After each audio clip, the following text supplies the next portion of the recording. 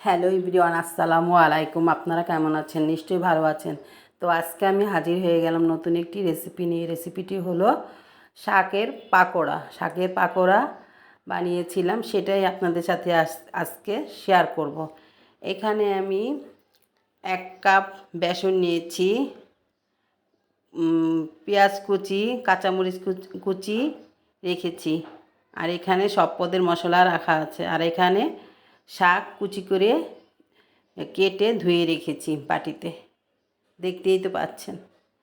এই শাকের পাকোড়াটা অনেক ভালো লাগে, অনেক মজার একটা শাকের পাকোড়া। অনেক দিন ধরেই 3-4টা রোজা গেল, এর ভিতরে সবজি খাওয়া হয়নি, তাই ভাবলাম একটু শাকের পাকোড়া বানিয়ে খাই, ভালো লাগবে। এখানে সব পদের মশলা নেওয়া আছে: হলুদের গুঁড়া, মরিচের গুঁড়া, জিরার গুঁড়া, ধনিয়ার গুঁড়া, লবণ, আর এই তো বেসন, টমেটো সস, সয়া সস। এখানে আমি বাসায় বানানো টমেটো সসটা ব্যবহার করব। প্রথমে আমি পেঁয়াজ দিয়ে দিলাম পরিমাণ মতো কাঁচামরিচ দিয়ে দিলাম।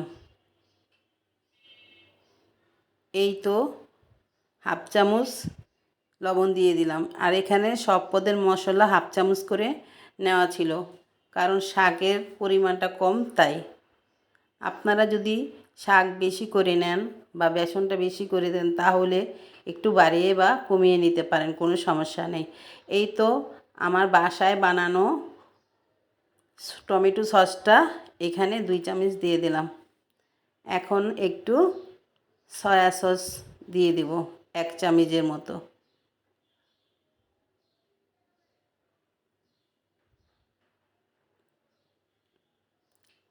এখানে 1 কাপ বেসন রাখা ছিল, হাফ কাপ দিয়েছি। প্রথম অল্প অল্প করে দিয়ে এটাকে ম্যারিনেট করতে হবে। একসাথে দিয়ে ম্যারিনেট করলে এটা ভালো হবে না, তাই অল্প অল্প করে বেসন দিয়ে শাকটাকে সুন্দর ম্যারিনেট করে নিতে হবে।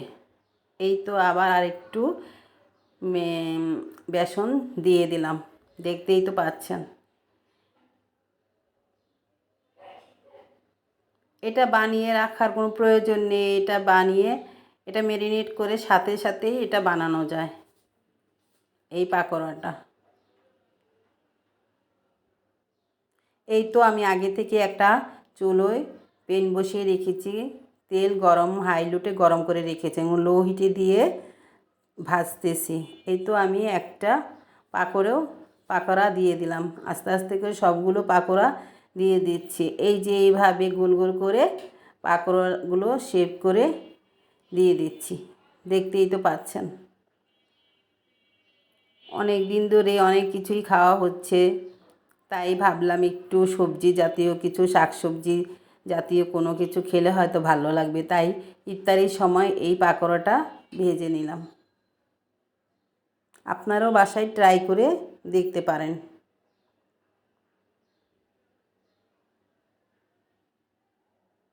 খুব বেশি সময় লাগে না, অল্প সময়তে এই পাকোড়াটা ভেজে নেওয়া যায়। এই তো আমি অল্প করেই পাকোড়াটা বানিয়ে নিয়েছি। 10-11টা পাকোড়ার মতো হয়েছিল 2 কাপ বেসনে।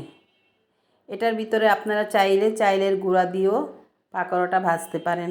আমার বাসায় চাইলের গুঁড়া ছিল না, তাই আমি বেসন দিয়ে এই পাকোড়াটা বানিয়ে নিয়েছি। হোটেল থেকে আনতে গেলে দেখা যায় বড় বড় অনেক করে বানিয়ে রাখে, তারা বেশি করে বেসন দিয়ে রাখে, ভালো লাগে না। তাই আমি বেসন একটু কম দিয়ে শাক একটু বেশি দিয়ে এই পাকোড়াটা ভেজে নিলাম ছোট ছোট করে।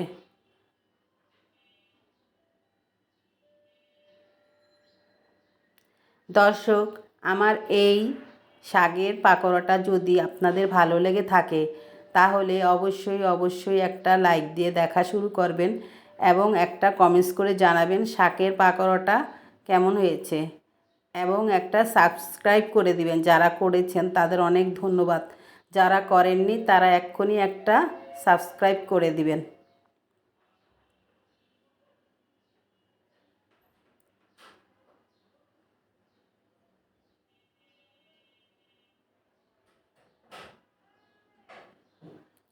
আপনাদের লাইক, সাবস্ক্রাইব, কমেন্টস, শেয়ার আমাকে অনেক দূরে এগিয়ে নিয়ে যেতে পারে। এই তো পাকোড়াগুলো ভাজা হয়ে গেছে, এখন আমি সার্ভিং ডিশে উঠিয়ে নিচ্ছি। দেখুন কি সুন্দর কালার চলে আসছে।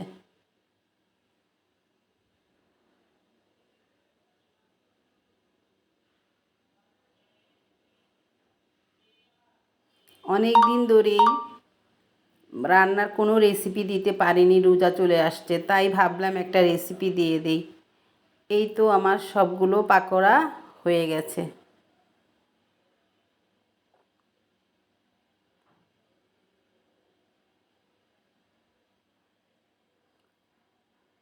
এখন আমি একটা ভেঙে দেখিয়ে দিব। এই তো দেখুন ভিতরটা কি সুন্দর সবুজ মসৃণ হয়ে গেছে। আল্লাহ হাফেজ।